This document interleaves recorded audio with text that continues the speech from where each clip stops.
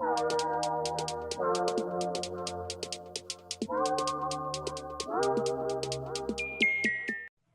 everyone, and welcome back to Gridiron 2024. I am your host, Dr. Ron Poniewasz, and he is Professor Larry Kelly, and he is also a man of many hats. He's the member of the Luxembourg, Garbutt, Kelly & George law firm. Pretty soon, he'll be perched on the bench at Newcastle High School as a consultant to Ralph Blundo with the Red Hurricane. He's also been the head baseball coach at Shenango High School, and he's currently a assistant coach for Penn State Shenango. Can't leave out Holy Redeemer, our private school love. Got to get that in there. I never had more fun coaching in my life than I did the 5th and 6th grade girls at Holy Redeemer. There you go.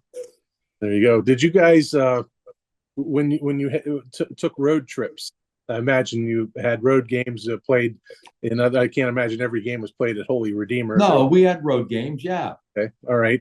Did you guys, did the girls dress up? Did they have a uniform on the bus trips? Well, there were no bus trips. When you're in 5th and 6th grade, your parents drive you to the game. So okay. That's the way it went. But a lot of times it was like, if you remember the scene from Hoosiers where you have the bus and all of the cars following the bus, I'd be the lead car and all the parents' cars were behind mine. Mm-hmm. And Holy Redeemer, we won our section. We won 3 tournaments, and we played in the diocesan final only to get beat by, I think it was St. Jane or something. It was a great game. What a great season. And I wrote a book about it called Cutting Down the Nets. I know in high school we had a dress code. We followed the same dress code that we did at school. Dress shirt, tie, dress pants, dress shoes, and we had a red sweater that said John F. Kennedy basketball on it. So we were dressed to the nines on road trips. They were that was old school. When I coached 9th grade hoops at Newcastle, shirts and ties. We went to the games in shirts and ties because that's just old school. Yep. And I think the kids liked it. And every year I'd give out an award for the best dressed. And I think they competed as hard to be the best dressed as they did to be the best player. There you go. All right. Coach Kelly, we have 3 podcast segments here for everybody. First up, we'll tell you about a special team that captured gold on Saturday night. And then we'll follow that up with a couple of topics in our talking points. And then we will preview a PIAA Class 1A quarterfinal round game on Friday night. But first, Athlete of the Week, as I mentioned, is the Wilmington High football team for defeating Greenville for the second time this season. This time it was in the District 10 Class 1A championship game, 26-21. Wilmington is currently 8-2. It was quite a performance on Saturday night by Wilmington as they raced out to a 20-7 lead. It got down to 20-14. I believe it went up to 26-14 and then 26-21, and then they held on in the fourth quarter to get that victory. Larry, your thoughts on Wilmington's win? 18th district championship. I think I read in the paper. Again, it's just an impressive program that year in and year out. They're championship caliber. Last year was a down year for them, but it doesn't happen very often. And they came back and they did what at least I believe high school teams need to do to win championships, and that's run the football. They outrushed Greenville 267-83. 3-1. They outrushed them, and that's winning football. It's winning football. Don't turn it over. Run the ball. Control the clock, and that's what they do. And they've done it for the 18th time, which is pretty amazing. Yeah. The semifinal game, I know I was talking to Coach Brandon Fillion for the preview on the championship game, and one of his keys to victory was eliminate mistakes, things like turnovers, eliminate penalties. In the semifinal game, I believe they fumbled the ball 5 times and lost 3 of them. Offhand, I don't remember, what they did in the championship game. But that's uncharacteristic of Wilmington. Maybe it's a weather type thing. The ball gets hard as a rock. If there's precipitation or moisture, it's easy to put it on the ground, but that's out of character for Wilmington. But they got it done on Saturday. Well, they lost 2 fumbles in the championship game. They fumbled twice, lost them both, but they only had 3 penalties for 15 yards. And again, that's winning football. Greenville, on the other hand, did not turn it over. However, they had 8 penalties for 61 yards.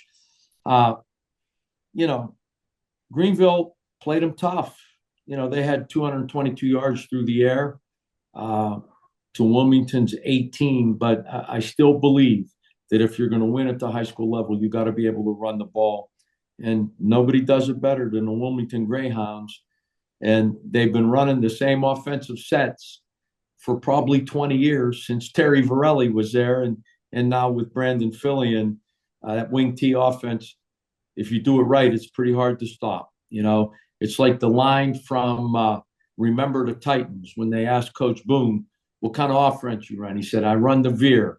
He said, I got 8 different plays. You keep running. It's like Novocaine. Sooner or later, it's going to work. And that's what they do at Wilmington. Wing T, baby. And they ran it for 267. And of course, Chase Mickeltree scores 3 touchdowns. My man got a nose for the end zone, doesn't he? He does. Wilmington wins, as you mentioned, it's 18th district championship, 16th at the District 10 level. 2 of them came in the WPIAL. This is Wilmington's first district championship since 2020. They won that year 19-14 over Farrell. In 2021, they lost to Farrell in the championship, I believe 48-6. I don't remember how their playoffs runs went in 2022. 2023, they were eliminated, I believe, by Farrell in the semifinals. So this was a good chance for Wilmington to win a championship, getting back there and taking care of business. It wasn't easy because week 1, what I call week 1, the actual season opener, they beat Greenville 28-7. And you just knew that this wasn't going to be that type of a game. This was going to be a grinded out type game. And that's what the championship games are. They're even more satisfying when you're in a tough game and you win a narrow game as opposed to 45-6 or something like that. Yeah. Wilmington knows how to win close games. They're well coached and they're disciplined. 3 penalties, 15 yards. That's a disciplined football team. You can't beat yourself. You can't make silly mistakes. You can't have pre-snap penalties. I say this all the time in high school sports, and I don't care what the sport is. More times than not, when you get to the playoffs, it's not that you win the game. It's more that the other team loses the game, beats themselves one way or another. And I find that in my experience, and I don't like having gray hair, Ronnie, but I've been coaching for over 25 years, various sports. When you get to the playoffs, 2 evenly matched teams, more often than not, a team beats itself rather than a team going out there and just, laying it on somebody else. Right. Okay, Wilmington, as I mentioned, is 8-2 now with that championship win. They'll play Port Allegany, which is 12-0. That'll be 7 p.m. Friday at Du Bois High School. More about that game in our schedule portion. That takes care of Athlete of the Week. Again, the Greyhounds came up with a 26-21 hard-fought victory over Greenville in the District 10 Class 1A championship game at Hickory's Hornet Stadium Saturday night. And we'll transition to our talking points segment, and we'll do that next right here on Gridiron. Don't change that dial. There's one thing I learned growing up around here. People should look out for each other. Be friends and neighbors that you can count on. So it bothers me when people who are hurt in automobile accidents get bullied by the insurance company. I don't let bullies run over my clients. I do what I was taught growing up. Step up, stand up, and speak up for those who can't. I'm Larry Kelly, and I'm a Newcastle guy.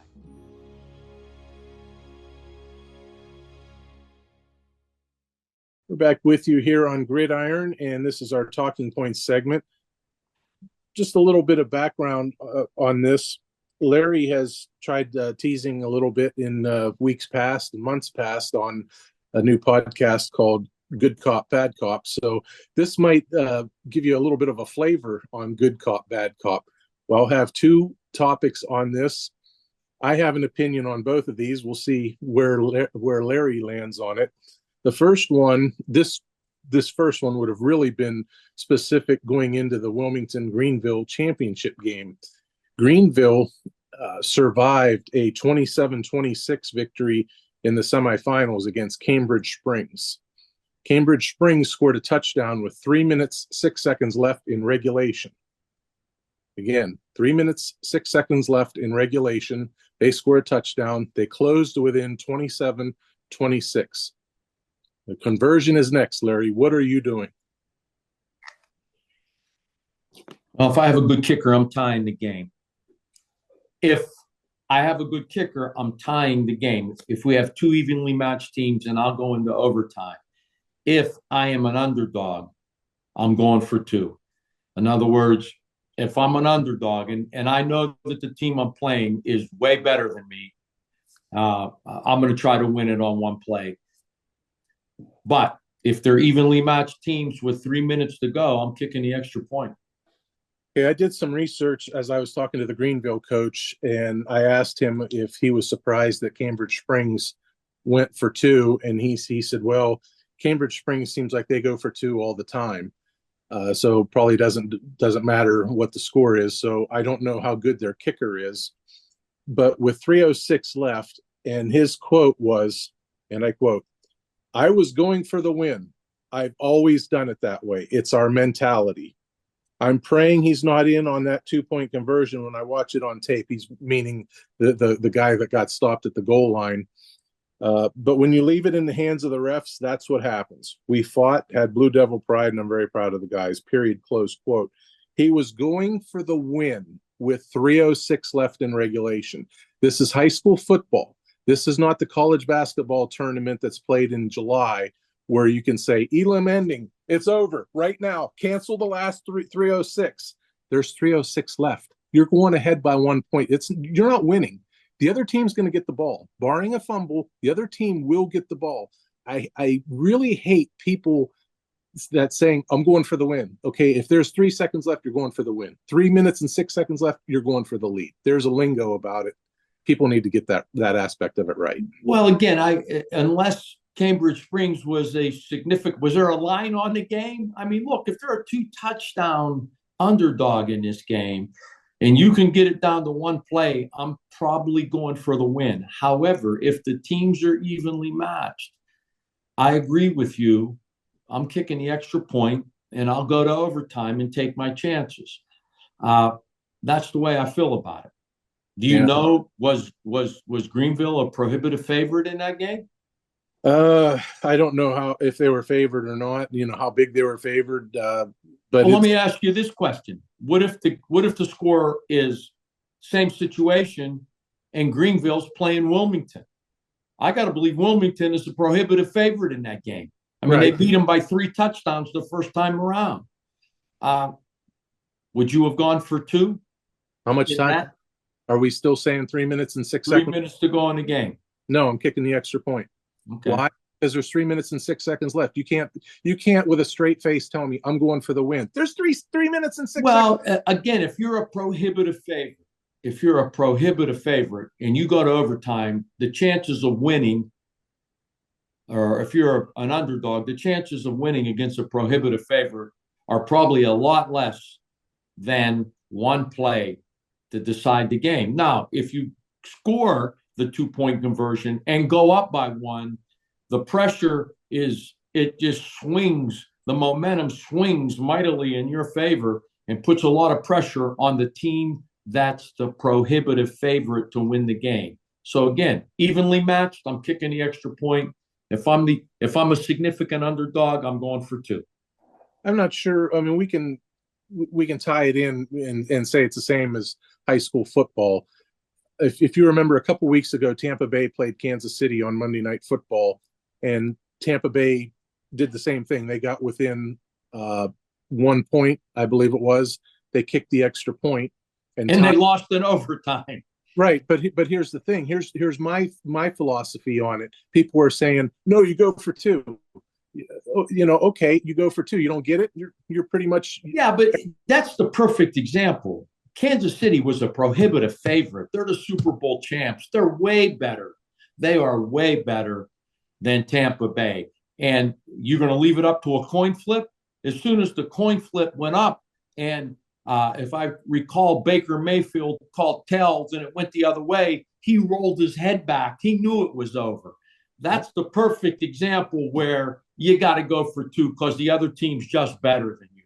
Yeah, see, I'm still kicking the extra point, and my argument for kicking the extra point there is people will say, well, Tampa Bay stopped Kansas City. Kansas City didn't score at the end of regulation, even though they had 2 timeouts in like 30 some odd seconds.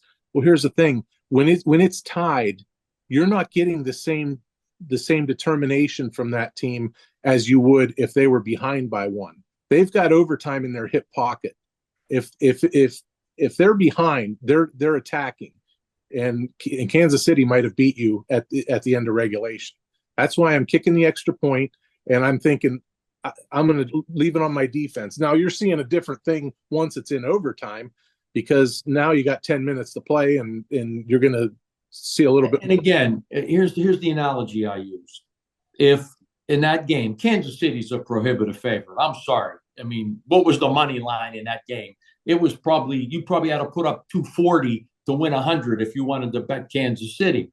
Yeah. They're a prohibitive favorite. So the choice is 1 play, do or die, or 10 plays with the favored team. You're not going to stop them. You're just not. 1 play, you might get them. 10 plays, you're probably not when they're the prohibitive favorite. And I'm a pretty conservative guy.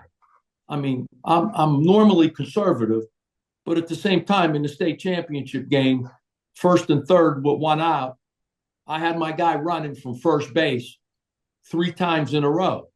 And, they end up picking him off. And people said, why did you do that? Well, I'm going to make this other team beat me. I'm going to put the pressure on them. I'm going to make them make a play. And if they do, I'll tip my cap. But generally, I'm a pretty conservative guy. I don't do crazy stuff. I only ran 1 suicide squeeze in 3 years at Chenango. And it happened to beat Riverside 2-1 to win the section championship. But that's a risky play. But you got to have the right guy at the plate and the right guy at third base. And it just so happened I did.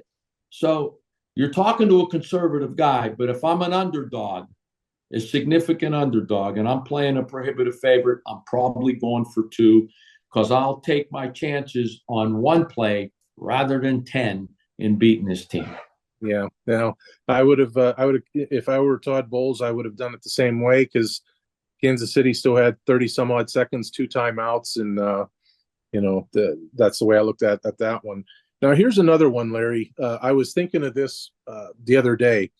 As you might know, and we mentioned it off air, tonight is the wagon wheel game. And for people that don't know what that is Kent State versus Akron. It's the game. Akron Yep. It's alma mater. It's a game for only us. Nobody else is going to care about it.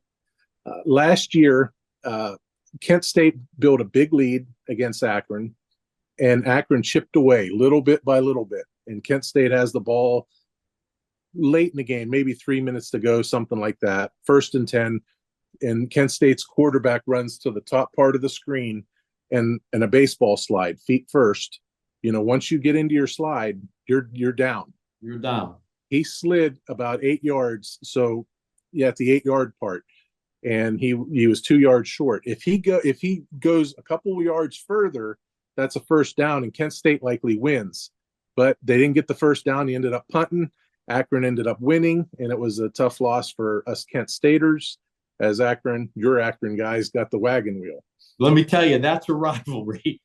Having gone to law school there for 3 years, I could tell you that there's no love lost. Yeah, basketball, football, you name it. It's like Duke, North Carolina. It's about the same proximity as school. Oh, yeah. Now, the reason I mention that is, Larry, obviously you're a Steelers fan, and I'm sure you saw the Steelers game on Sunday. Justin Fields did the same thing on a 10-cent trickeration play. He's running on a 1st and 10 play, and he slides after about 8 yards, comes up short, and I got the first down. No, you didn't, because you went feet first. Now, I want to be to put myself in Larry's shoes. I'm going to be the czar of the world for this segment. I'm kicking the extra point on certain things, and I'm not teaching my quarterbacks to slide feet first, because that's when that's where you're giving yourself up. I'm telling them, you do a Pete Rose, you're diving head first. Why? Because it's the play's done where you land, and you're going to get that extra yardage. Justin Fields would have had the first down, ball game over. Kent State's quarterback would have had the first down, ball game over. I don't agree with you much, but listen, this is a football game, and I don't care if you're a quarterback or a running back. In that situation, maybe not all situations, but in that situation, when the game's on the line, you're going to have to tackle Larry Kelly. I'm not sliding. I'm with you. I'm going head first. I'm putting my head down, and I'm going to get that first down. That was a huge play in the Steelers game. Mm-hmm. That was 3rd and 10, and what ended up, or 2nd and 10, and what ended up happening, when he slid, he got to the 9. Now it's 3rd and 1. If the Steelers don't convert that, they could lose the game. So I'm with you. This is football. You know, put your in that. Now, if it's the first quarter, it's different. But when the game's on the line, put your head down. I jumped out of my seat when that happened, because I knew exactly where they were going to mark the ball, and I knew it wasn't a first down. And I don't know if the young man didn't know the rule. I'd be surprised if he didn't. But when you're playing football and they give you when they give you a helmet, shoulder pads, and the game's on the line, put your head down. I'm with you on that one, brother. Yeah, I don't know why coaches won't teach it that way, but if I'm czar of the world and somebody said, here's a whistle, here's a ball cap, go on out there and instruct the kids, that's the first thing I'm telling them. You do not slide feet first. You are going head first, and you're going to get the required yardage, and we're going to get the first down and close it out. Are you going to do that in the first quarter if Tom Brady's your quarterback? Well, it's specific to certain situations, but I'm going to encourage them. Well, in high school and college, once you land, you're down. You're down. Yeah, yeah, I get it. I mean, my point is, and you said it best, it depends on the situation.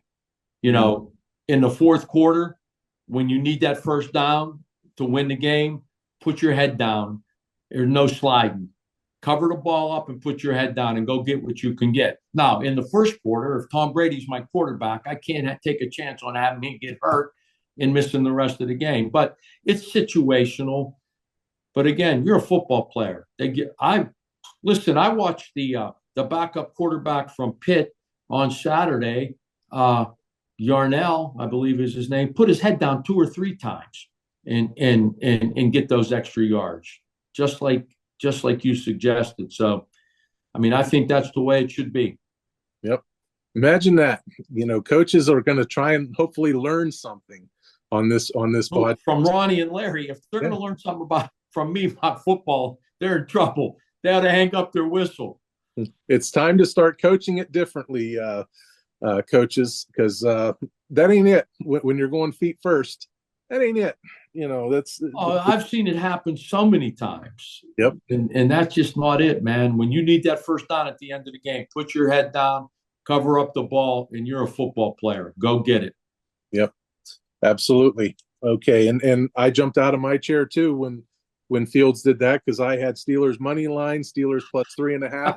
I was the only person on planet Earth that said it was going to go under. Listen, you had it right. You had it right all the way around.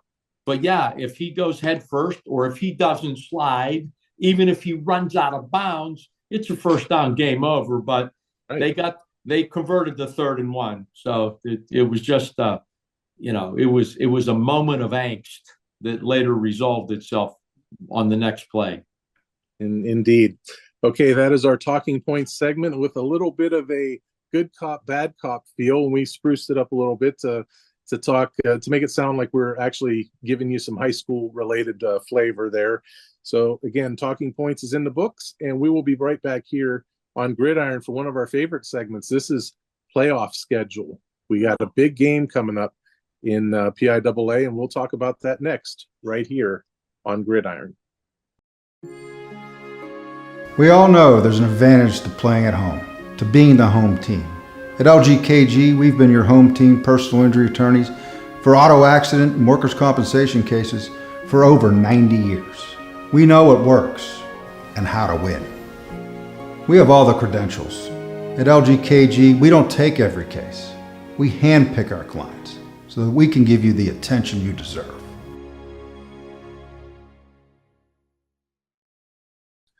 We're back with you here on Gridiron. Wrap it up this week, and we have one game on the docket, and it is Wilmington, which is 8-2, against Port Allegany, and they are 12-0. This is a PIAA Class 1A quarterfinal round game, 7 p.m. at Du Bois. That'll, again, Friday night. That's a long trip for Wilmington. Where's Port Allegany from?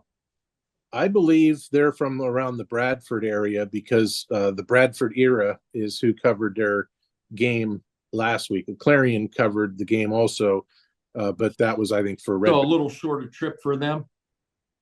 Yeah, a little bit, but I don't know by how much. So Wilmington advances with a 26-21 win over Greenville. Port Allegany gets there with a much more comfortable 62-28 win over Red Bank Valley. Larry, there's so much I could tell you on Port Allegany. These teams on the surface, they could look in the mirror and say, "Hey, we're just like them." Now, I don't know if Port Allegany runs the wing T, but they are a run-heavy team. If you remember, in 2016 was when he was in high school. Do you remember Penn State having a running back by the name of Journey Brown? I do not. Okay, he was from Meadville High School. In 2016, Journey Brown rushed for 2,500, 2,600 yards, something like that, and 45 touchdowns. At Meadville High School? Meadville High School, correct. Pretty impressive, yeah. This year, Port Allegany has a gentleman by the name of Aiden Bliss. He's rushed for 2,596 yards, an 11.3 yards per carry average on 229 attempts, and 45 touchdowns. Oh, wow. He's got a complement in the backfield by the name of Tristan Kaiser. He's rushed for 1,226 yards, a 13-yard average, 94 carries, just 94 carries, and he's well over 1,000. And he's got 20 touchdowns. Yeah, I mean, that would be concerning if I'm Wilmington. You know, again, I'm a firm believer. You got to be able to run the football, and you got to be able to run it effectively in the playoffs. You know, I want to give a shout out to Ellwood City. They lost to South Allegheny, I believe. Mm-hmm. They got outrushed 403-102. You know, again, if the teams that run the ball down your throat are pretty tough to beat when you're getting into the playoffs. And Ellwood had a tremendous year. They were 10-0 before that game. Shout out to Coach Bradley and everybody that played on that team, because they had a great year. But if I'm Wilmington, and I'm sure Coach Fillion already has the film and is kind of got an idea of what they need to do to stop that. But those teams that run the ball like that, they scare me a lot more than teams that throw it. Because a team that depends on throwing the ball down the field, you know, bad weather can change the game. You know, if you get a sloppy field or a rainy night, maybe you're not going to be able to throw it as well. But a team that can run the ball like that running back that has 45 touchdowns, is he a Division I running back? Do you know where he's going to college? If I saw the roster correctly, I think both kids are juniors. Wow. So I don't know if either of them have committed. I didn't dive into it quite that much, but that's pretty impressive. However, here's the other thing. They're District 9, and I know District 9 doesn't get the kudos that, you know, a lot of other districts do. I don't know how great of football is played up in District 9. That's Pete Sirianni territory. He went to Kane High School. Well, yeah, you just don't know, but I don't care who you are. When you run the ball for 2,500 yards and score 45 touchdowns, you're pretty good. I don't care if you're running against a Pop Warner team. That's pretty impressive. So this young man obviously has a skill set that sets him apart from the competition. And I'll make a prediction. Whoever amasses the most yards on the ground in that game is going to win. Just look at it. Just every game, you know, I got to guess 90, if not more percent of the time this season, the team that ran the ball more effectively won the game. You got to control the line of scrimmage. This is high school football. This isn't the St. Louis Rams, the greatest show on turf. You don't have that. Not in Western Pennsylvania high school football. You just don't. So I'm telling you, we talked about it week in and week out. The team that ran the ball more effectively won the game. And my prediction is whoever runs the ball more effectively next week will win the game. And Larry Kelly just climbed the nearest tree and went out on the most sturdy of branch. If you can, I'm just telling you, it's just there's certain things you got to do to win games, certain things you can't do, and it's true in every sport. When we coach basketball, there were 3 statistics that I told my team that we want to win. We want to turn the ball over less than the team we're playing. We want to out-rebound them, and we want to get to the foul line more than them. If those 3 things happen, we're winning the game. Mm-hmm. End of the discussion. And in baseball, the team that strikes out the most normally loses. So we don't want to strike out. We don't want to walk more guys than they walk, and we don't want to make more errors than they make. You do those 3 things, you're winning the games more times than not. So, there's certain factors that always, you're a gambler, Ronnie. You should know this. There are certain factors that statistically put you in a better position to win. Oh, yeah. Absolutely. And Aiden Bliss last week rushed for 295 yards and 4 touchdowns in that win. Port Allegany is averaging 53.4 points per game, not in the playoffs, per game for the entire season. Their lowest total of points in a game was 35, and that was in a season-opening 35-18 win over Keystone Knox. Their other game totals are 73, 66, 47, 57, 41, 50, 62, 44, 48, 57, and 62. Bingo! Well, that tells me 2 things. It tells me they're a pretty good team, but it tells me the competition they're playing isn't very good. Right. Because even the greatest teams in the WPIAL, the Aliquippa teams and teams like that, didn't run up scores like that every week. They just did. Yep, that's hence my point of District 9 and what kind of competition they had. Now here's the flip side of that. Wilmington is led by 2 running backs. Larry mentioned one of them in a previous segment, Chase Mitchell-Tree, and another one, Jamie Miller. And the quarterback is Wesley Vaskell.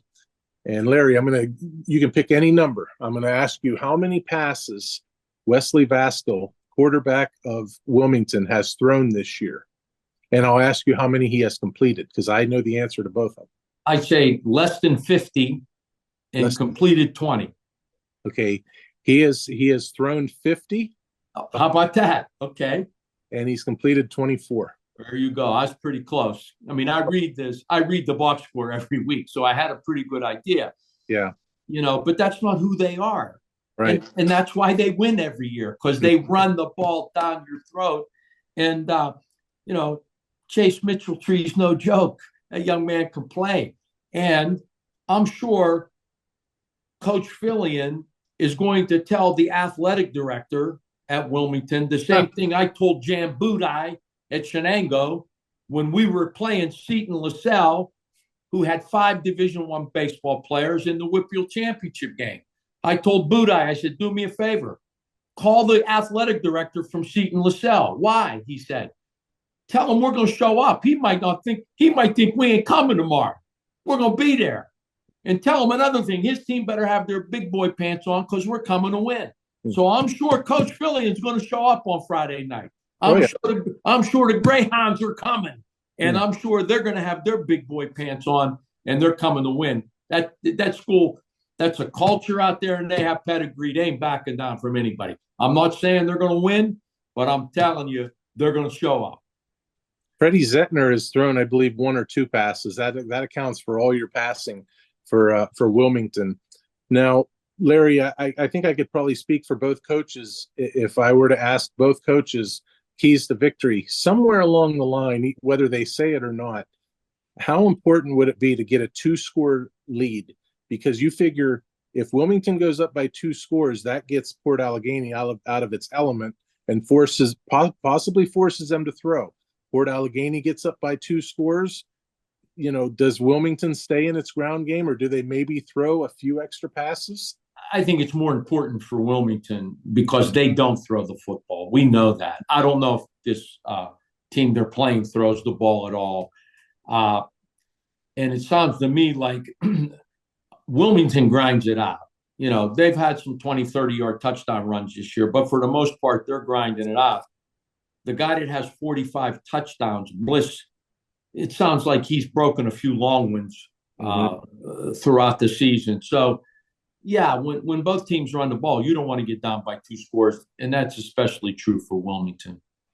I don't think, of course, around here anyways, the weather is going to be too favorable, but I don't know what it's going to be like in Du Bois. So I'm not sure who that favors, but it favors probably both teams when you figure that they're running teams. But again, you get behind in bad conditions, that could start spelling the end of the line for somebody. It could. They're probably playing on an artificial turf field because normally when you get into the playoffs, they want to make sure all the games are played on turf fields. That's why Wilmington probably played at Hickory. It's a turf field up there, and that lessens the effect of weather, but not totally.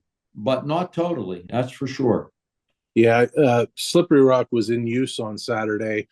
I want to say Hickory's championship game, District 10 championship, was at Slippery Rock. There was a game at Slippery Rock, and I'm not sure if it was the Rock or a high school game, but I'm pretty sure it was a high school game. So that's and I'm in a way I'm kind of surprised if the Rock was idle or away. I'm kind of surprised that they didn't put maybe Hickory or Wilmington at 1:00 and the other team at maybe 7. That's plenty of time in between to have your championship, do your celebrating, picture taking, whatever, and get the other game in there. Right. So, yeah, I mean, look, the team that runs the ball better is going to win next week. I can almost guarantee that. And you have 2 teams that like to run the ball and 2 teams that run it well.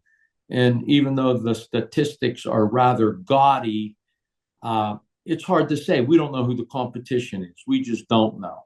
Right. But they obviously are pretty good. 2,500 yards and 45 touchdowns.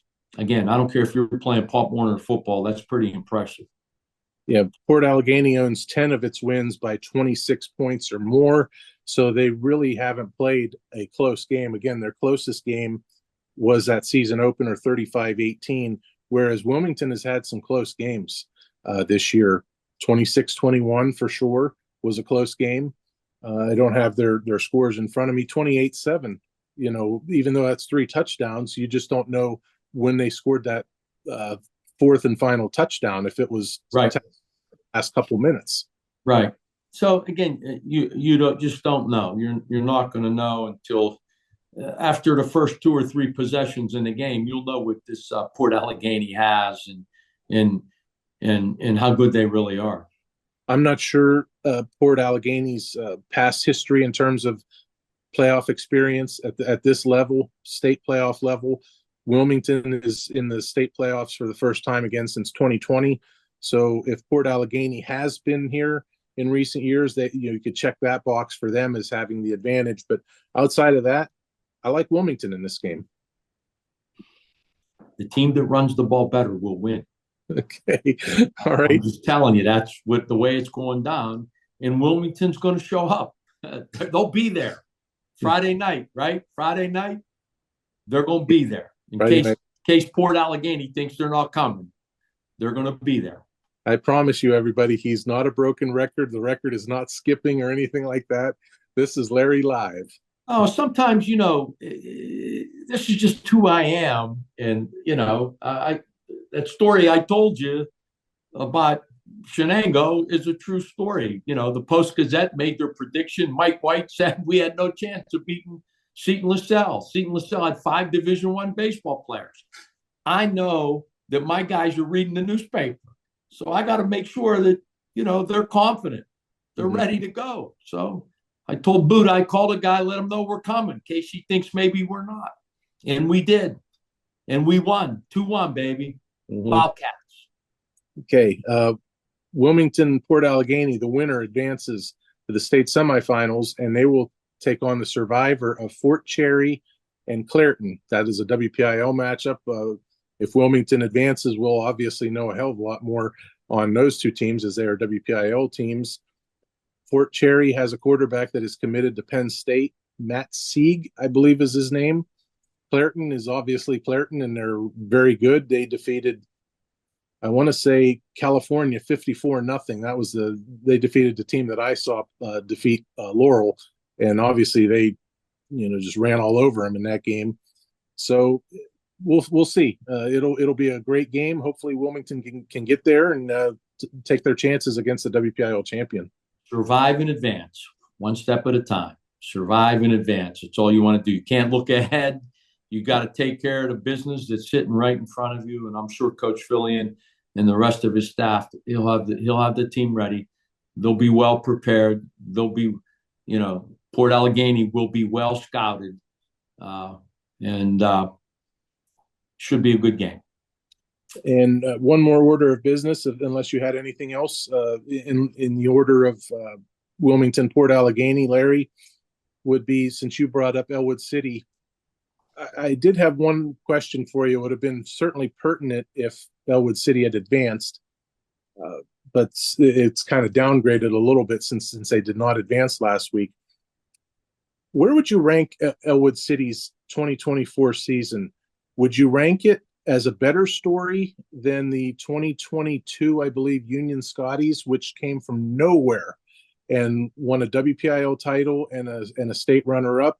Or would you say it's a better story, Ellwood City, going from 0-10 just 4 years ago? Those freshmen that were 0-10, they got to 10-0 this year.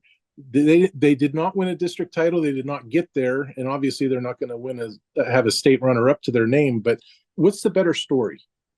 Oh man, those are both great stories. They are. I mean, you're right. The freshmen at Ellwood City were 0-10, and maybe the next year they won one game or something.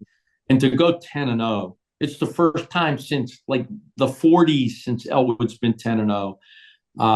That's a great story, but it would be, I don't know that it would be any better than the Union Scotties, who historically have less than 20 players on their team winning the WPIAL championship. They're both great stories.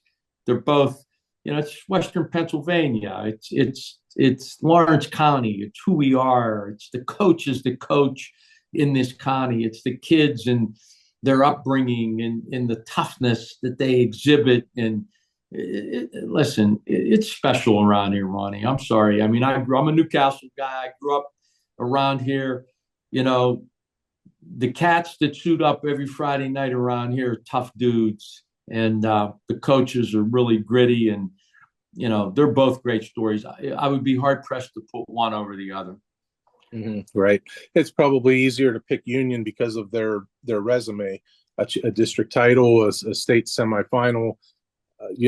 Ellwood falls flat in that regard, but Ellwood, hey, it's hard to knock a team that comes from nowhere and goes undefeated and captures the hearts of everybody around Lawrence County. Oh man, that's a great story. And Coach Bradley coaches two sports, basketball and football, had success in both.